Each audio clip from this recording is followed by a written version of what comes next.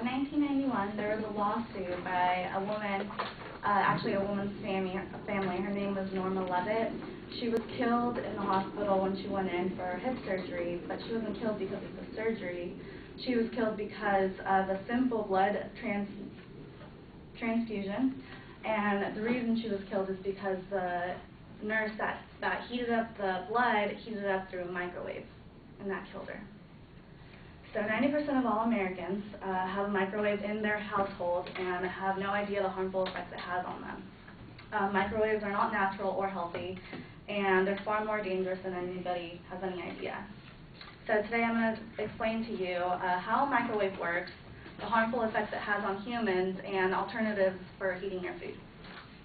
So first I want to go over how a microwave works. Microwaves have very short waves of electromagnetic energy, and each microwave has a magnetron, which is a tube where electrons are affected by magnetic and electric fields. So the energy waves and the magnetrons combine, and they cause radiation at a rate of 2,450 megahertz. So this radiation and the energy waves combine and start to change the polarity of the food molecules from positive to negative. So when we're heating up our food, all this radiation is bombarding the energy, and it's actually causing the food to rotate, and that causes friction. So all of this friction is making our food heated. So now that you know how food is a little bit heated up, then I can explain to you the harmful effects it has on humans. So the problem occurs through a process called structural isomerism.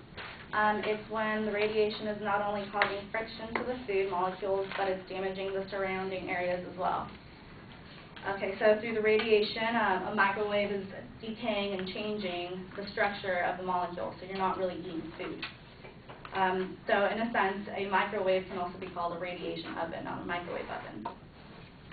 Okay, so there's two researchers. They're biochemists at the University of Minnesota. They're called Blank and Hurdle. And they did a research on 8 individuals, and they took blood samples after they ate microwave food.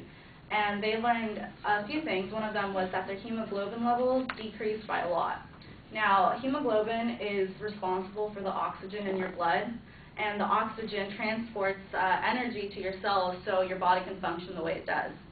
So if your hemoglobin levels are low, then you're not getting enough energy in your body, and you're not going to function properly. And a lot of the times that produces anemia.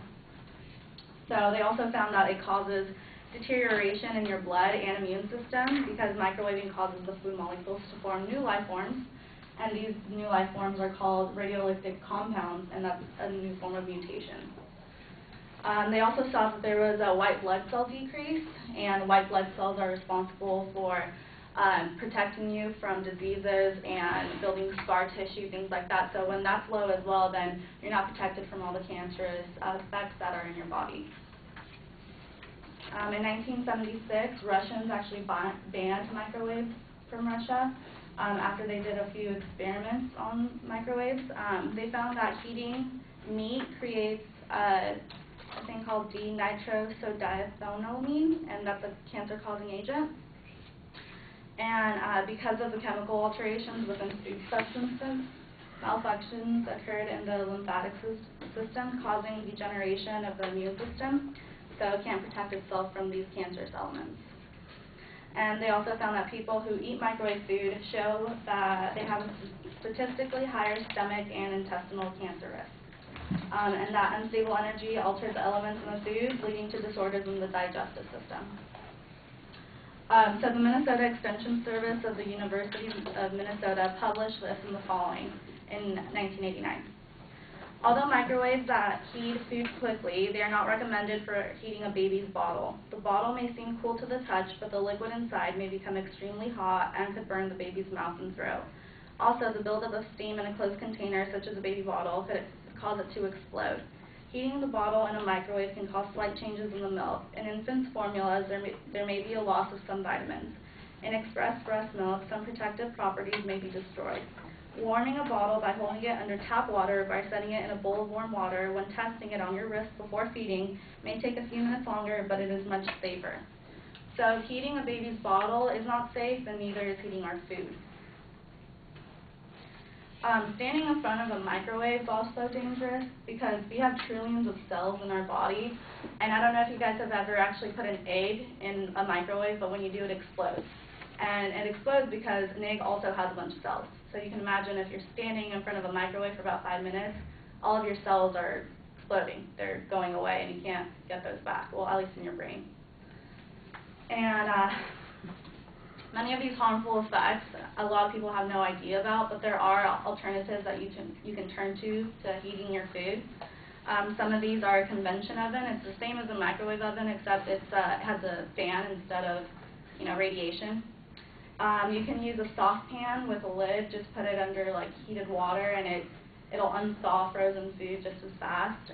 If you want to keep your food heated, then just put a saucepan over it, and all the steam will keep it heated until you're ready to eat it.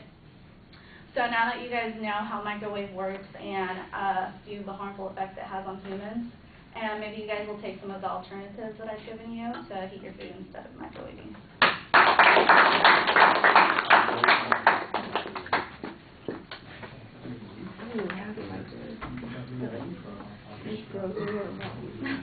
So much better without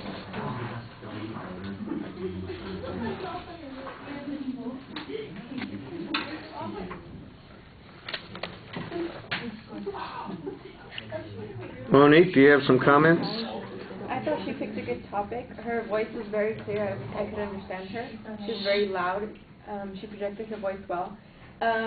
She had pretty good eye contact overall, except I felt that she was looking at that side of the room most of the time. It seemed like she was rushing through it a little. She seems to know the subject really well, and she had good facts and information.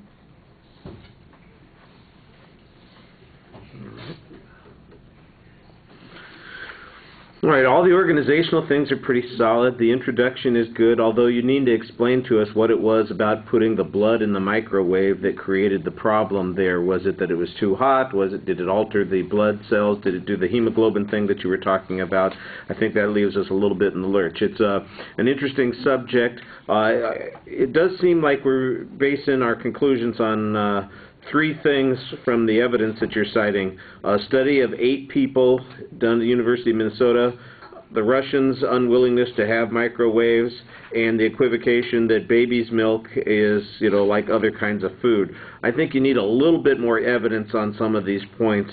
The claim, for instance, when you talk about, the analogy that you describe about an egg, and then somebody standing in front of the microwave, the same kind of thing is happening to you. I think you're going to need some justification for that conclusion to suggest that it's true. If you can show that people have been harmed in some way, because most people are going to go, well, I'm not inside the microwave, I'm outside the microwave, and so what's the difference here, or why is it dangerous outside if the microwaves are contained within the housing unit? So you need to kind of explain that, and I don't really think that to get to all those issues. I'm not, the baby's milk thing, I think you've got a good piece of information on this. It's a little generic about what the potential dangers are. The biggest risk seems to be that the baby's going to get scalded. Other risks, when you talked about loss of nutritional value, that seems to be what that Minnesota study was talking about, and I didn't get a date reference on that, but the baby's milk thing was 1989, so we're talking about some kind of old information here. If you've got, and we've got a lot of experience with microwaves, let's face it, they've been around since 1973. This is nearly 40 years later. 40 years later? Yeah, pretty close. Doing math in my head in front of people again. Never do that. That's a bad idea. But 40 years later, and the closest I've got is of an example of somebody that we know was hurt in this situation was the woman who got the transfusion with the microwave blood.